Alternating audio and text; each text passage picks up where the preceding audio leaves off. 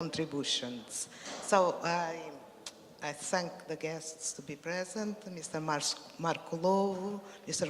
Rocha, and Jenny Oliveros Phillips. I will start by putting some questions that you probably can pick up later if you want, or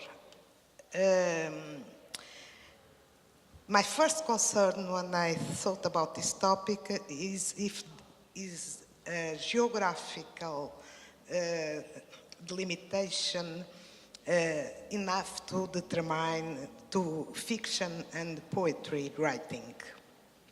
It's possible to restrict an author to a geographical location. Does Macau as a literature in itself, or instead there are several literatures that crosses Macau? What defines a Macau author? And all authors that write about Macau and on Macau can be seen as Macau authors. I'll start to give my opinion. Macau has been historically a crossroad of people and cultures who share the same space. I'm not saying that they interacted. I'm not saying that they really communicated. But this same place has inspired different writing approaches to those in presence in a more permanent or in a more ephemeral way. So, in my opinion, it's hard to classify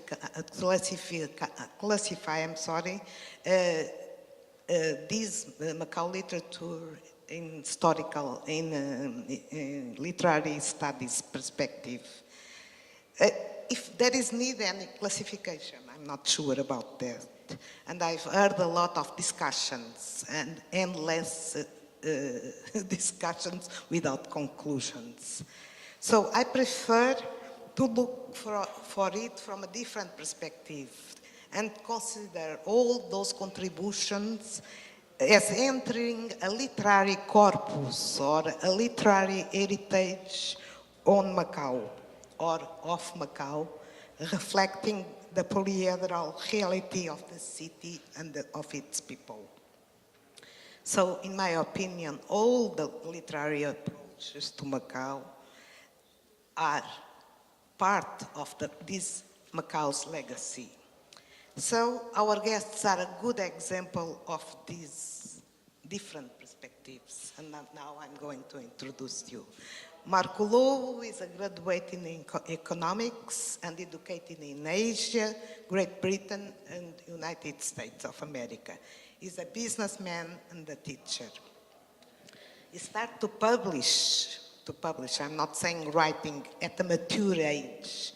And he wrote 2 historical novels, The Witch Hunter's Almanac on Goa's Inquisition, that award-winning book in 2012, the publication, and Mesquita Reflections in 2015, that now, during this festival, appears the Chinese and the Portuguese version of this book.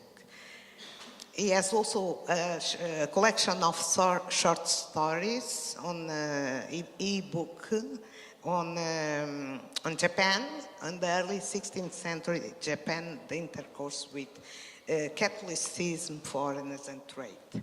He was born in Hong Kong, and his family background is from all over the world, from Timor, mechanism, from Scotland, Indian, Chinese, Portuguese ancestrality as well. And he lives in Japan. Jenny her academic training is in management, tourism, English language, and economics. She's a teacher, an interpreter, columnist, and editor.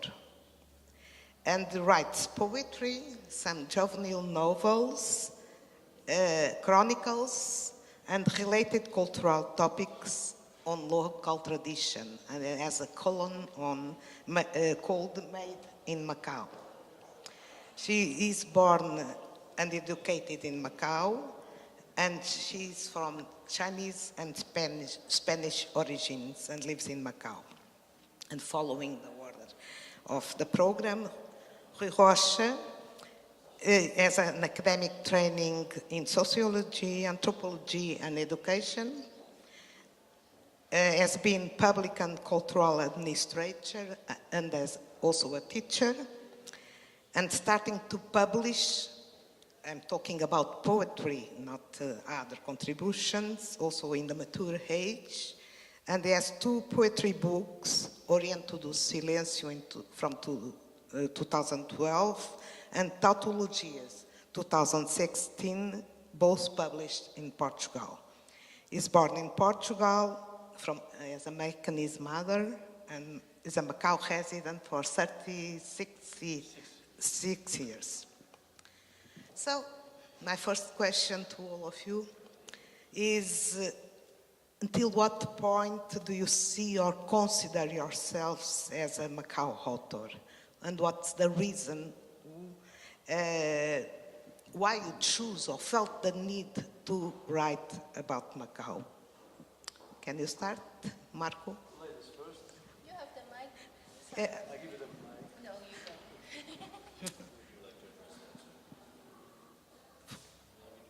Yeah. Okay, thank you I'm very following the order of the program. Thank you very much for your very enlightened introduction. You know, there are so many authors who write about places and themes and events in history where they have absolutely no connection to. And we can think through the novels we've written or read about people who have written about wars, even though they were even recent wars, famous authors, and can we call them a fake, or can we call them qualified to educate us or entertain us about a particular historical event or a story? That is a big question, because in the past I've also, I've read some big novelists and epic tales, and I said, this guy, he's never done that. But if it entertains me and educates me, maybe I have something to get from it. But, so that raises the question about me. Do I call myself a Macanese? Well, probably not. I call myself a Portuguese, that's my nationality. But I grew up mainly in Hong Kong. I have a very strong connection with Macau through my family. And I spent sort of early formative years growing up here. So I feel I have a connection to this I call it not a country, this territory.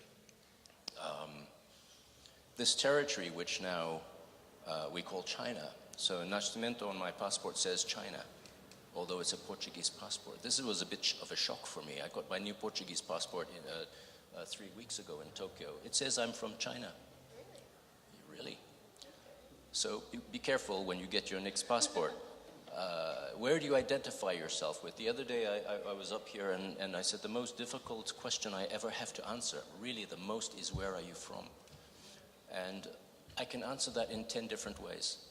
Are you asking my place of birth, where I lived, where I grew up, where I spent the most time, my nationality?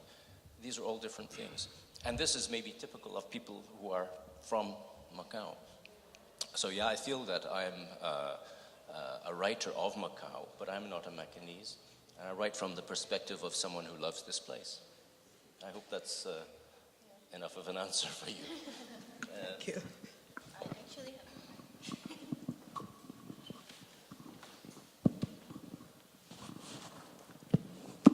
So, I think different from Marco, who has many different origins and different places. For me, the main thing I write nowadays, when Helder called me to this session, I told him I haven't written anything literary for like 10 years. My last book was published in 2006, and I haven't written poems for many years.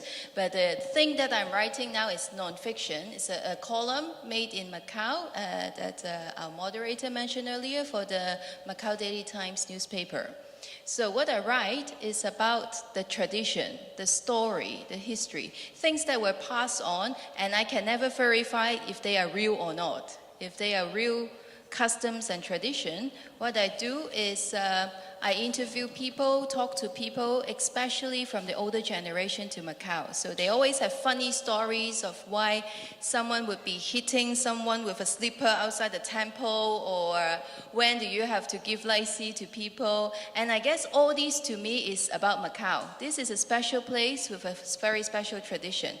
We cannot call that Chinese. Well, unlike Macau, I don't have a Portuguese passport, so I don't know that there is the place of birth. I have a Spanish passport, and I also have a Macau passport. And I think what is special about writing in Macau is that Macau itself has many, many stories. And these stories are different from non-fiction. It's not just from history or other thing. Macau have lots of stories that are passed on by people who are Portuguese, people who are Chinese, people who are Macanese, and a lot of my stories I heard are from foreigners who lived in China before the Cultural Revolution, and then they all came, a lot of people came to Macau. So there is a mixture of many practices, and from these people, they created some tradition that is only in Macau. Like Macanese food, we only have that in Macau. They don't have Portuguese chicken in Portugal, right? So we have things that is authentically Macau, I would say. And this is what is inspiring. And for me, when I write poems, although lots of people say my poems are depressing, it's about being trapped and being in alleys, but it's what Macau is. It's a small place. We don't have large spaces, very good weather like Portugal, which I was just sharing with Rui that I like a lot. But I think this is special about Macau because it's crowded. People are close to each other. And if we listen to one another, there are many different stories, and it is a very good place, I would say. To my writer friends, I always say Macau is a good place to get ideas, to start a story. Because you hear different stories or different traditions and things that you might not be able to find it in actual historical books or academic books or textbooks, but these are stories that people keep telling from one person to one others, and this is how I got my inspiration, and this is how I think why Macau is a very good place as a start for literature. And Rui might have more to add. Rui. Thank you very much. Actually, until my first book of poetry, I was a bureaucrat. I was appointed by head of department, subdirector of SAFP. I think most of all of you knows what does it means. Higher Education Committee, and then HIPOR and their Orient Foundation, and finally City University of Macau. So my first book was published in 2012. The last one was in last year.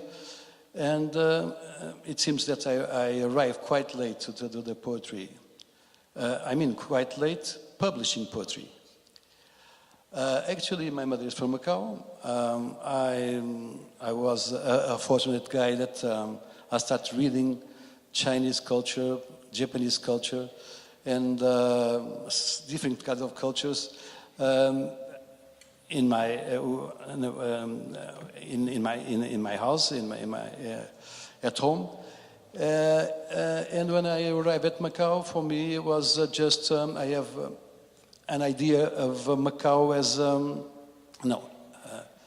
as a literary idea about Macau. So I thought it was quite interesting to spend a few years more, try to understand what was going on in this town. And I remember a quotation of a very famous Zen master, that states, when we start to study Chen, the mountains are the mountains, the waters are the waters. When we got a master, a good master, the mountains are not the mountains anymore, the waters are not the waters anymore, and finally, the mountains and the waters return to be mountains and waters. So I spent, a few years trying to understand quite well what Macau is as a part of China, because Macau is China, was always China. So, and I tried to write something about Macau that should be not a kind of an ethnographic poetry about Macau, but something that was a kind of a transcultural poetry that could be read here and anywhere. So my experience is not very rich about that, only 2 books. So I'm not sure, I become 17 years old, so I'm not sure whether there will be another book or not. Anyway, it was really important to have a mother that was born in Macau and gave me some books to read. Books about China, namely books about Japan, because I knew my first knowledge about poetry in Asia was through haiku and tanka, not poetry of 8th century or 9th century or until 12th century, the Song Dynasty. But I was quite impressive because there's this kind of poetry, and there is a reason, I can make a connection. I was supposed to be a biologist. Really? Not a sociology, that is not a science, it's a rational, it's not a science. And so the connection between the tang and song poetry and haiku poetry is quite related because there is no object, there is a circumstances, there is a moment. And the moment can be, a kind of a wholeness, a totality. So for me it was quite interesting quite easy, to understand this kind of poetry. So my last section with the writer, I was saying that sometimes people can make a separate or make a difference between the Western poetry and Eastern poetry. I think that is. I think there is a transcultural aesthetics and different kinds of poetries that can reach everywhere. Even the haiku poetry, probably not with the 7, 9, 7, but the spirit is the same. You have a lot of them. Thomas Hardy, you have Wordsworth. You have a lot of even the Portuguese poet Alberto Queiro. So what I did choose was something that was close to my way of feeling, they call the here and now, that according to the Chan poetry and according to the Zen. Okay. That's why was just, this is why I started to write poetry. So maybe I'm connecting my next question to you because it comes to what I thought I would like to ask about your poetry. Is it, and I'm using the term of your book, is it a more a tautological experience, a polyedrical approach, using all your accumulated skills, life experience, philosophical demands, cultural exploration, and also intimistic options? Do you find your poetry like a result of all of this? What I really like in Chan poetry and Zen poetry is this kind of metaphysics. There is no God, there is no subject. It is quite nice for me. Because and I can tell a very interesting story because it's at the everyday life. I can tell you a story, a very interesting story that happens in Japan in the Zen monastery. There is a very common tradition, the transmission of the one Master Zen to another, the new Master Zen. They give the bowl and they give the what do you call it, the rosary? Yes, that's it. And surprisingly, the new master of that Zen monastery was a surgeon, was a doctor, surgeon. And the theologists of Zen Buddhism once have the chance to talk to him and ask me, I don't understand why our old master, you received the transmission of the old master, because I never saw it to come here to practice Zazen. Yes, of course you were right, but I practice every day in operations. Yeah. So that's why I like in the Zen Buddhism is this kind Zen Buddhism. I mean, reverted to poetry, not as. And that's why I like this. And I can tell you another interesting story. And I wrote this poem. Next room. Next, I'm sorry, next. because Next, we okay. need to share Thank the time. Marco, is there any intention of searching your roots when you come back to write on Macau, to understand the values, the stories behind your family memories? Yeah, I'll grab that. Yeah, thanks for the question. It's yes, certainly. First of all, I've been under some, I won't say pressure, but some several people saying, you must write a history or biographical work based on your family's history here. And I usually answer, well, I'm a novelist, I'm not a biographer. To be a biographer, you have to be brutally honest. And I have a huge family, and you have to, there's some sense of having to satisfy everybody and to negotiate before you attempt a work like that. Families have secrets, many of them. If I were to attempt, and I am seriously considering attempting this work of a family history, then I would approach it from a novelist's viewpoint and create a story of that.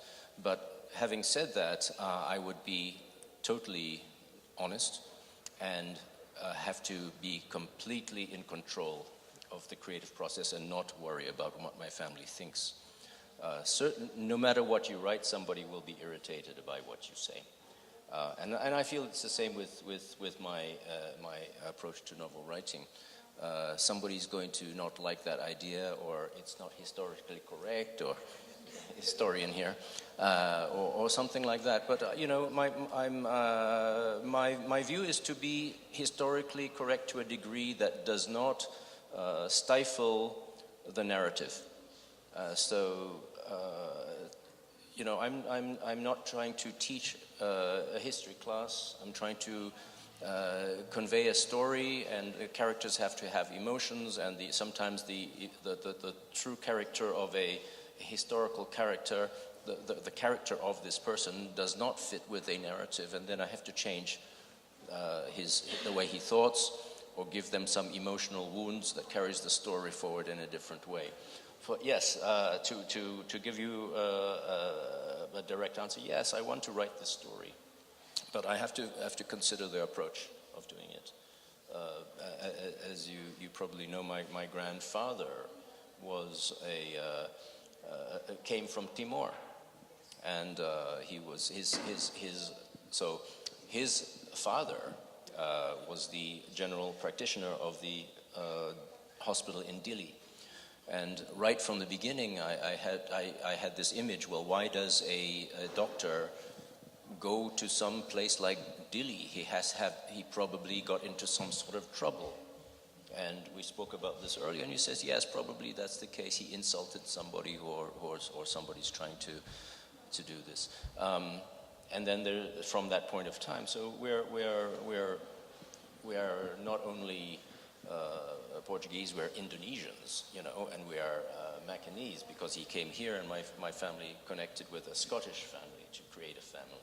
So yes, it's very, very complex, but it's something that I want to approach in a way that is easy for people to understand and tells something about the time and the history of Macau. That's important too. because it can't be so selfish that it's only about my family or these characters. It has to be something about the community, which is something that my ancestors cared very deeply for. Yeah, thank you. So, Jenny, you answered already the first question I have prepared to you, so I'm jumping to the next one. So, there is any identity and political affirmation while revisiting and fixing these stories, memories of your own place? Any educational and generational commitment on that? Well, for me, there is not really. I mean, there are lots of family history and stuff like that. Everyone does in Macau. That's why we have Macanese, because we have people who are coming from different places.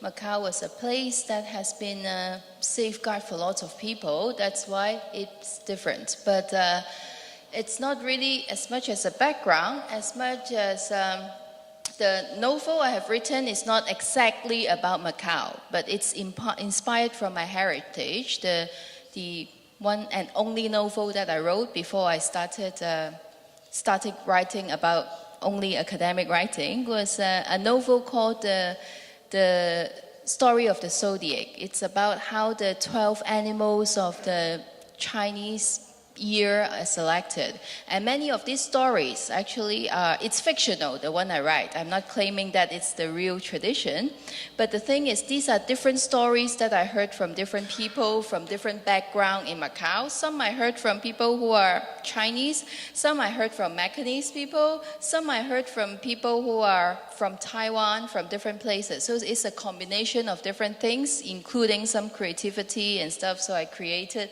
stories like that. And I think everything is political, whereas not everything has to be political, because it's part of our life. It's about what we believe. So poems that I write, stories that I write, I try to stay away from, not stay away from, but not take too much from history, from politics, from society, but to build something different, something that is based on all that we have. And that I think that is something that we can offer in Macau because of the different stories that we can offer here in this place. And one thing that I see from the many people that I talk to get my stories for my column and other things is that people see things differently here. So there could be one story, say Dragon Boat Festival. There is one you read in different books, you read in different places, there is different history background, but if you actually talk to the people, there are many different stories. So I think literature is something that is already here. No, it's so not it's a local contribution to the Chinese zodiac. Yes, it's something that is not really Chinese. Actually, one thing that I don't know about everything. I only know about articles that I have written, which you can read Macau Daily Times, about all the past articles that I have read. They are not 100% from China, not 100% Chinese. Some of the tradition and practice are only in Macau or Hong Kong or in the Guangdong area. So not everything is Chinese. I think on some aspect, Macau has created some what we call Chinese tradition. And in other parts of the world, they are called Chinese tradition. But it's not really from China. It's created from Macau. So I think we have our own history, and we have our own tradition, our own custom, our own basis. And from that, we can create more things. Who knows, one day maybe the fictional creative articles and journals that I wrote became part of the history, and in 100 years people believe that this is what is a Chinese tradition, right? Okay, thank you. Coming back to Marco, besides this family education, I'll come to you. There is also, I think, from I've known about your Skita book and also from our conversations, You are also a little committed on coming on terms with history. History that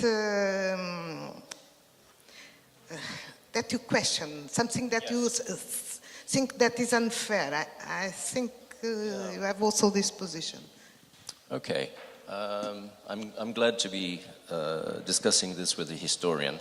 You know, some of the things that we read or we all do an immense amount of research before we start to write. Some of the things I come across that are recorded as history in actual archives do not make sense.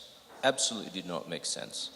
And I have to question these things. Just because it's written or documented in some way, that this person rode to that place and he did this, what was his motivations? And in the history books it says he went there because he was a very good man and he was giving money to some woman across the border. BS, I'm sorry. You know, if you know the things about this man's character or his motivations or the political pressures he was under, then you have to say, okay, well, you know, again, bear in mind I'm a novelist. So I have to write the story in this way and I have to ignore what the history book says. Because I'm not trying to be a history teacher. I'm trying to tell a story. So these are some very very important things. If the archive tells me something that absolutely doesn't make sense, one cannon went off and it was stuck in the mud already, and the cannonball hit the Chinese fort, and they all ran like ants into the wilderness. And Mesquita is a hero. Rubbish. Okay. And you know, there's paintings and there's things that you look at, and you look at the historical records, and you look at deaths, and you look at who else was playing and what did the fort look like, and all of this. You have to draw your own conclusions. So this is my point of view. It's not that I want to rewrite history, but I have to tell the story in the way that makes sense. If I see it doesn't make sense in a certain way, then the reader can't see a logic in it also. So also to exploring characters and tensions that don't come in the manuals, in the history books, isn't it? For you. Of course, we had contributed a lot on writing Macau besides the poetry. And we have done essays on education and politics as well, and cultural items. But focusing in the poetry, I would like, and Macau, of course, is present in your poetry, but is, as I see it, at least, as the locus, your place, the place that you feel like yours, where you feel comfortable to bring all your inner journey, all your quests, all your searchings, all what you have learned. Is that right? Yes, of course. If I never read Wang Wei or Li Bai or the Japanese of haiku, probably I could write something different, not my poetry. Of course, that is a long research, like any kind of research. People think that the poetry looks, easier, like a romance that has 300 pages, and a book of poetry can be only 30 pages. But actually, for me, I'm not comparing this kind of literary production, but actually, my roots come from many places. My a card from 13th century, that from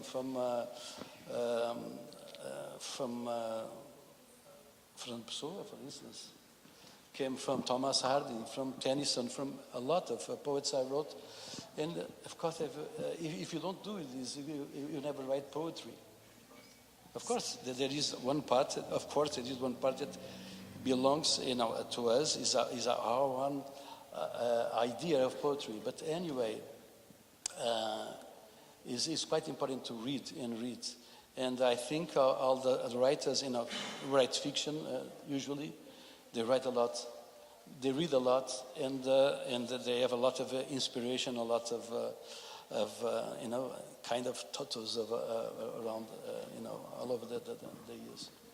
So, of course, it's poetry made in Macau and with several incorporations from all over the world, as all the fiction, all the creative work, I think. Yes. So, writing Macau, of course, yes, with the crossroads. Yes, but just a remark.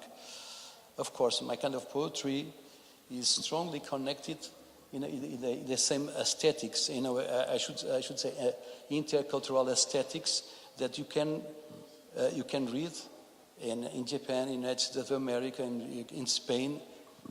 If the concept of this kind of poetry is quite similar, it's a kind of transversal around the world, because it's fantastic when you read Alberto Queiro in some kinds of poems and Thomas Hardy. There is no difference at all. Why there is no difference? Because what I like more because my background is sociology, anthropologist, Lévi-Strauss is an anthropologist, says once, the meat is round, is a circle. So every human, what I like best is the common experience. Of course, I like very much the particularities of each culture, but we have a common experience of human beings. And sometimes we talk about how, Chinese quite different from the European culture. Of course they are, because it's a kind of,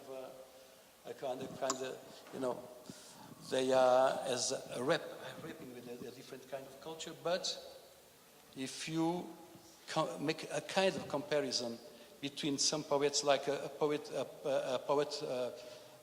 Meister Eckhart from 17th century, and the poets of Issa or Basho or Wang Wei or some others, there are some topics that are what he calls the transcultural aesthetics. And this is quite interesting because it's a common experience, human experience. That's why I like it. Okay, thank you. I would like to add something more or open the floor to the questions, I think. So the floor is open to questions. So the ones that you already asked to prepare, Katrina, va? Oh yes, please.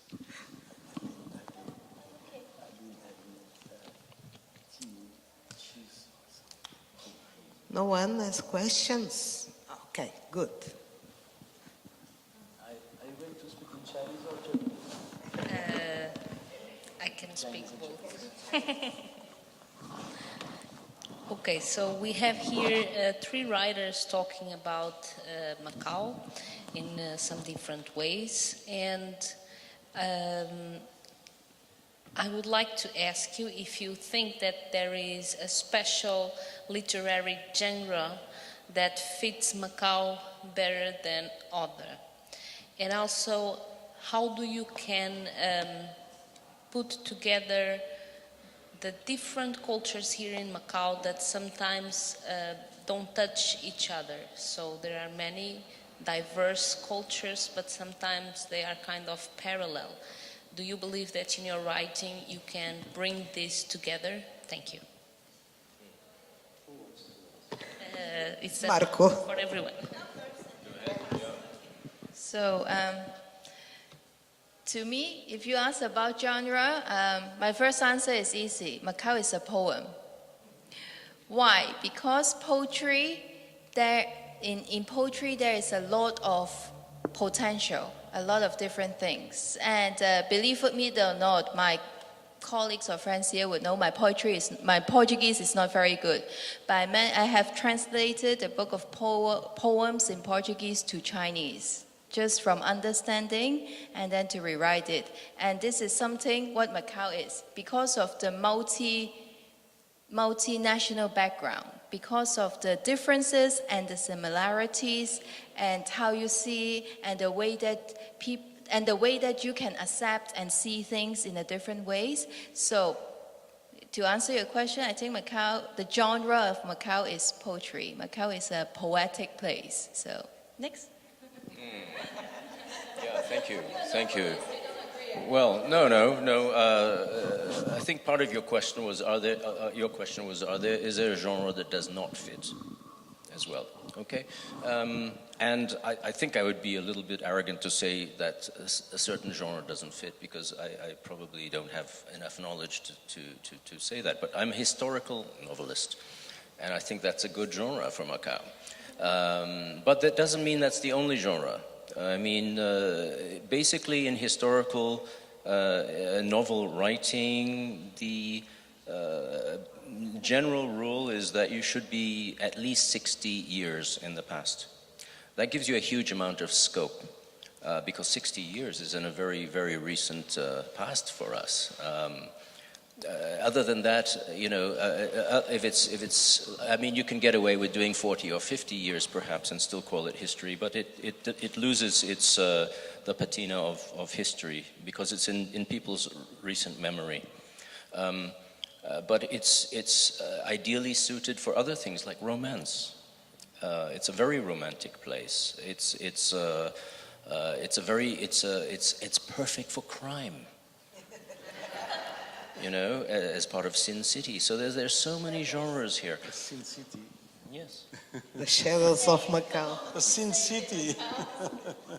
Okay, I mean, I just drove through the Cotai Strip this afternoon, and you know, there's a lot of stuff going on there. All right. Anyway, you know, there's so much dynamic stuff going on, and you know, I think probably I should attempt something modern in Macau, but I'm not sure how to deal with that yet. There's just so much going on. I came here on Friday, and I've spent the last several days wandering very early in the morning before it gets light and all the tourists are out, so I can actually stop and see and look at buildings and look at signs and things like that, and really get a feel for this place that I sort of grew up in. But I have not gotten my head around what Macau has become yet, and I'm still struggling to find that. Yeah. I got one. It's quite complex question. Actually, what I regret in this small place is we have two different communities that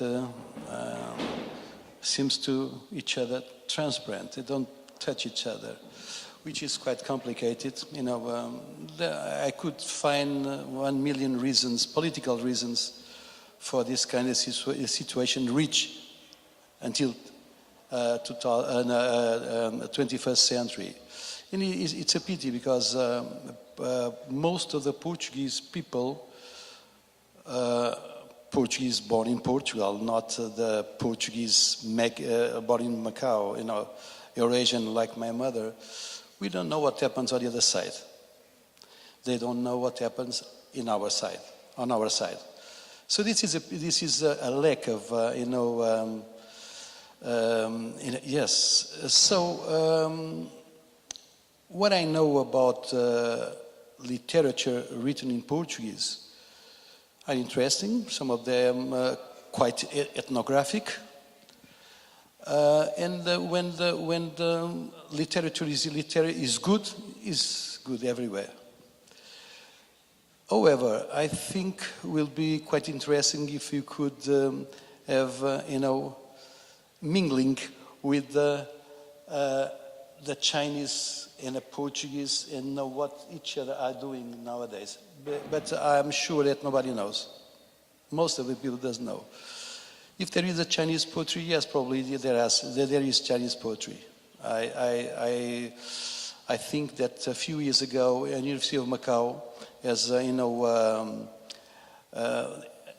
published a lot of books, poetry of Macau, translated into English, so I could, because in Chinese it will be quite difficult for me. And I'm not sure whether I'm talking about poetry. I'm not sure whether there is Portuguese poetry translated into Chinese. And we have another problem because even the lingua franca in Macau, which is English, even most of the time you cannot use it because there is one part cannot understand English. So this is quite complicated. Actually, will be, and there is many reasons. As I told you, I could start in 1555 until 2018. Explain why that this kind of situation never happened. No, there are many, but if there is Macau literature, yes, there is Macau literature. There is literature, Lisbon literature, Kyoto literature, but we don't know exactly what kind of literature there is on the other side. This is a big problem. Things are changing a little bit. You have this festival at least, so you can hear the Chinese poets and writers to talk about them. And also Jenny has been in one project, I think, is creating an association of the writers of Macau. And they have made an effort exactly to translate the poets of Macau into several languages, English, Portuguese, and Chinese. So we have done some job on that. So, of course, there are the barriers. We know all the people live in Macau, these. But I think in some gatherings, you are getting in touch more closer and closer. Isn't it, Jenny? We're still young. I guess Thank in you. the literary perspective, Macau is still young, but there is potential, right? Yeah. The political question. Yeah, of course. More questions from the floor?